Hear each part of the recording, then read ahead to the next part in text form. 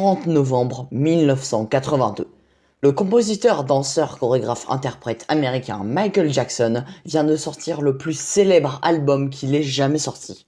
Avec 32 millions de ventes en une seule année, c'est l'album le plus vendu du monde à son époque. C'est bien évidemment de l'album Thriller dont il est question.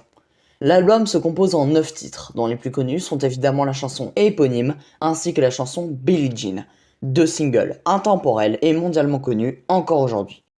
Et justement, aujourd'hui je souhaiterais vous raconter comment les chansons Billie Jean et Thriller ont marqué toute une génération. Alors on va faire chauffer le convecteur temporel et se replonger dans l'histoire de ces singles qui ont à jamais marqué la musique pop. Posons-nous d'abord la question, en quoi ces chansons sont-elles différentes des autres singles de l'époque? Le premier point à aborder qui me semble évident, ce sont les clips. En effet, les deux singles sont accompagnés de clips respectifs. De par les chorégraphies de Thriller, les dalles lumineuses de Billie Jean, la colorimétrie gris verdâtre pour Thriller et le côté violacé de Billie Jean, la mise en scène et le style vestimentaire, j'en passe et des meilleurs, concrètement ces clips savent poser une ambiance et un style propre à chaque chanson, leur conférant ainsi une identité visuelle distincte. Bien, à présent, j'aimerais aborder un autre point qui me semble important, à savoir le rythme. Donc je vais d'abord vous les décrire, puis vous faire part de mon interprétation personnelle. Je précise que ce n'est que mon avis, vous avez le droit de ne pas être d'accord. Ce qui est intéressant ici, c'est que les deux chansons utilisent deux manières différentes de poser le rythme. Là où c'est de manière continue dans Billie Jean, assez rythmé, dans Thriller, le rythme est d'abord assez constant au début et se fait réellement ressentir lorsque Michael Jackson commence à chanter.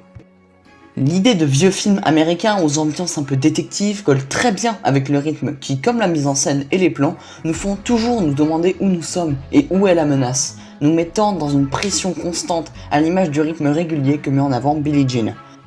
Cela fonctionne aussi très bien avec Thriller. Lorsqu'on regarde un film d'horreur, c'est souvent très calme. On sent cependant une présence de danger, de menace, et l'horreur ne survient que lorsque le crime est fait, ou qu'un personnage est poursuivi par exemple.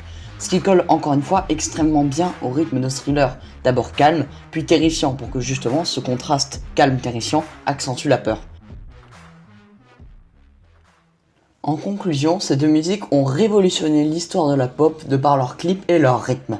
Michael Jackson a réussi un véritable tour de force en adaptant son style de musique funk pop à des ambiances variées telles que l'horreur ou les enquêtes policières.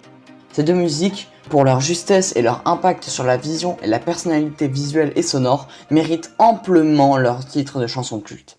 Ce ne sont pas simplement des musiques, ce sont des courts-métrages qui laissent libre à l'expression de Michael Jackson. Et il parvient à nous faire entrer dans son propre univers où se mêlent pop, cinéma et inventivité. Un univers très versatile qui permet à tout le monde de trouver sa place, que ce soit chez les petits comme chez les grands.